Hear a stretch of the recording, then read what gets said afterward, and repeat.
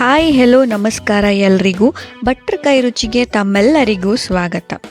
ಎಲ್ಲರೂ ಸಾಮಾನ್ಯವಾಗಿ ಟೊಮೆಟೊ ತಿಳಿ ಸಾರನ್ನು ತಿಂದಿರ್ತೀರ. ಇವತ್ತು ನಾನು ಪಾಲಕ್ ತಿಳಿ ಸಾರನ್ನು ಹೇಗೆ ಮಾಡೋದು ಅಂತ ನಿಮಗೆಲ್ಲ ತೋರಿಸ್ಕೊಡ್ಬೇಕು ಅಂತ ಅಂದ್ಕೊಂಡಿದ್ದೀನಿ. ಅದಕ್ಕೂ ಮುಂಚೆ ಯಾರ್ಯಾರು ಇನ್ನೂ ನನ್ನ ಚಾನಲ್ಗೆ ಸಬ್ಸ್ಕ್ರೈಬ್ ಆಗಿಲ್ವೋ ಇವಾಗೆ ಹೋಗಿ ಸಬ್ಸ್ಕ್ರೈಬ್ ಮಾಡ್ಕೊಳ್ಳಿ. ಸೊ ಇವಾಗ ಹೇಗೆ ಮಾಡೋದು ಅಂತ ನೋಡ್ಕೊಬರೋಣ ಬನ್ನಿ. ಮೊದಲನೇದಾಗಿ ನಾನಿಲ್ಲಿ 3-4 ಕಟ್ಟಷ್ಟು ಪಾಲಕ್ ಸೊಪ್ಪನ್ನು ಸಣ್ಣದಾಗಿ ಹೆಚ್ಚಿ ಈ ರೀತಿ ಚೆನ್ನಾಗಿ ವಾಶ್ ಮಾಡ್ಕೊಂಡಿದ್ದೀನಿ. ತುಂಬ ಸಣ್ಣದಾಗಿ ಹೆಚ್ಚಬೇಕು ಅಂತೇನಿಲ್ಲ, ಯಾಕಂದರೆ ಇಲ್ಲಿ ನಾವು ಬೇಯಿಸ್ಕೋಬೇಕಾಗುತ್ತೆ. ಹಾಗಾಗಿ ಇವಾಗ ಮೊದಲನೇದಾಗಿ ಇದಕ್ಕೆ ಉಪ್ಪನ್ನು ಹಾಕ್ಕೊಳ್ತಾ ಇದ್ದೀನಿ, ರುಚಿಗೆ ತಕ್ಕಷ್ಟು ಉಪ್ಪು.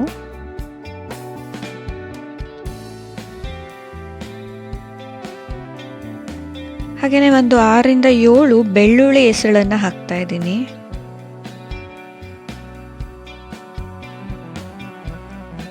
ಒಂದು ಸ್ಪೂನಷ್ಟು ಜೀರಿಗೆ,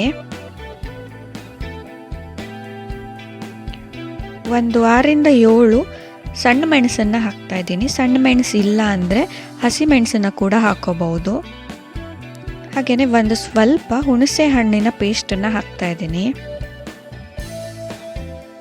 ಇದಕ್ಕೆ ಇವಾಗ ನೀರನ್ನು ಸೇರಿಸ್ಕೊಂಡು ಇದನ್ನು ಚೆನ್ನಾಗಿ ಬೇಯಿಸ್ಕೋಬೇಕು. ಇಲ್ಲಿ ಜಾಸ್ತಿ ನೀರು ಹಾಕಬೇಡಿ, ಯಾಕಂದರೆ ಪಾಲಕ್ ಸೊಪ್ಪು ಆಗಿರೋದ್ರಿಂದ ಇದು ನೀರು ಹೊಡೆಯುತ್ತೆ. ಹಾಗಾಗಿ ಸ್ವಲ್ಪ ನೀರನ್ನು ಹಾಕಿ ಇದನ್ನು ಚೆನ್ನಾಗಿ ಬೇಯಿಸ್ಕೋಬೇಕು. ಒಂದ್ಸಲ ಇದನ್ನು ಚೆನ್ನಾಗಿ ಮಿಕ್ಸ್ ಮಾಡ್ಕೊಳ್ಳಿ ಪೂರ್ತಿಯಾಗಿ. ಇವಾಗ ಇದು ಚೆನ್ನಾಗಿ ಬೇಯೋಕೆ ಬಿಡಬೇಕು.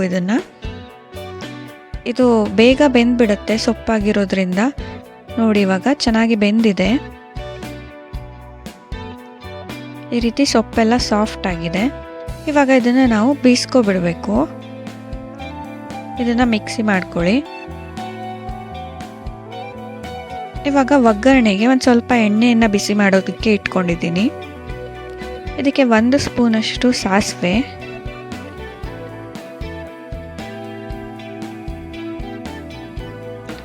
ಒಂದು ಅರ್ಧ ಸ್ಪೂನಷ್ಟು ಜೀರಿಗೆ,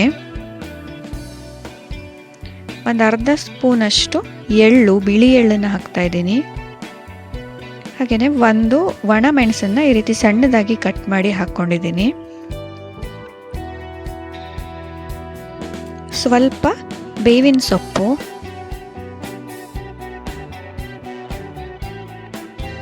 ಇದನ್ನು ಒಂದ್ಸಲ ಚೆನ್ನಾಗಿ ಫ್ರೈ ಮಾಡಿ. ಸಾಸಿವೆ ಎಲ್ಲ ಚೆನ್ನಾಗಿ ಸಿಡಿಬೇಕು.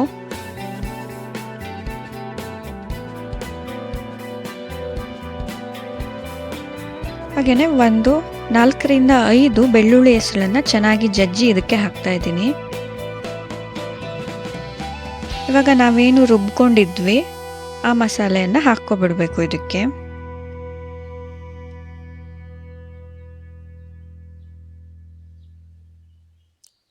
ಒಂದ್ಸಲ ಇದನ್ನು ಚೆನ್ನಾಗಿ ಫ್ರೈ ಮಾಡಬೇಕು.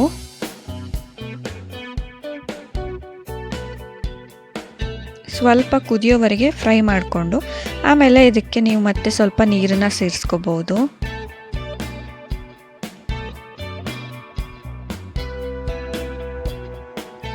ಸ್ವಲ್ಪ ಬೆಲ್ಲದ ಪುಡಿಯನ್ನು ಹಾಕ್ತಾ ಇದ್ದೀನಿ.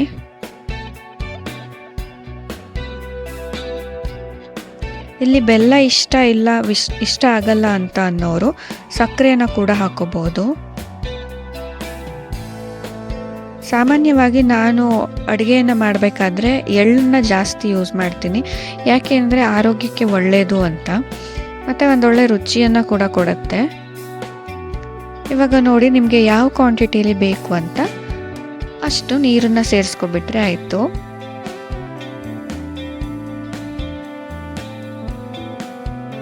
ಇದಕ್ಕೆ ಗಾರ್ನಿಷಿಗೆ ಕೊತ್ತಂಬರಿ ಸೊಪ್ಪು ಏನು ಹಾಕಬೇಕು ಅಂತಿಲ್ಲ, ಯಾಕೆಂದರೆ ಇದು ಪಾಲಕ್ ಸೊಪ್ಪಿಂದ ಒಂದು ಒಳ್ಳೆ ರುಚಿ ಕೊಡುತ್ತೆ. ಹಾಗಾಗಿ ಮತ್ತೆ ಕೊತ್ತಂಬರಿ ಸೊಪ್ಪು ಬೇಕು ಅಂತಿಲ್ಲ. ಸೊ ನೋಡಿ ಇವಾಗ ಇದನ್ನು ಚೆನ್ನಾಗಿ ಕುದಿಸ್ಕೊಬಿಟ್ರೆ ಪಾಲಕ್ ಸೊಪ್ಪಿನ ತಿಳಿ ಸಾರು ರೆಡಿ ಆಗುತ್ತೆ. ಬಿಸಿ ಅನ್ನಕ್ಕೆ ತುಂಬಾ ಚೆನ್ನಾಗಿರುತ್ತೆ, ಹಾಗೆಯೇ ಕುಡಿಯೋದಕ್ಕೂ ತುಂಬಾ ಚೆನ್ನಾಗಿರುತ್ತೆ. ಈ ವಿಡಿಯೋ ನಿಮ್ಮೆಲ್ಲರಿಗೂ ಇಷ್ಟ ಆಗಿದೆ ಅಂದ್ಕೊಳ್ತೀನಿ. ಇಷ್ಟ ಆಗಿದ್ದರೆ ಲೈಕ್ ಮಾಡಿ, ಶೇರ್ ಮಾಡಿ, ಹಾಗೆಯೇ ಸಬ್ಸ್ಕ್ರೈಬ್ ಮಾಡೋದನ್ನು ಮರಿಬೇಡಿ. ಪಾಲಕ್ ಸೊಪ್ಪಿನ ತಿಳಿ ಸಾರನ್ನು ನೀವು ಮಾಡಿ ಹೇಗಾಗಿದೆ ಅಂತ ನನಗೆ ಕಮೆಂಟಲ್ಲಿ ತಿಳಿಸಿ. ಮುಂದಿನ ವಿಡಿಯೋದೊಂದಿಗೆ ಸಿಗ್ತೀನಿ. ಅಲ್ಲಿವರೆಗೂ ಥ್ಯಾಂಕ್ ಯು.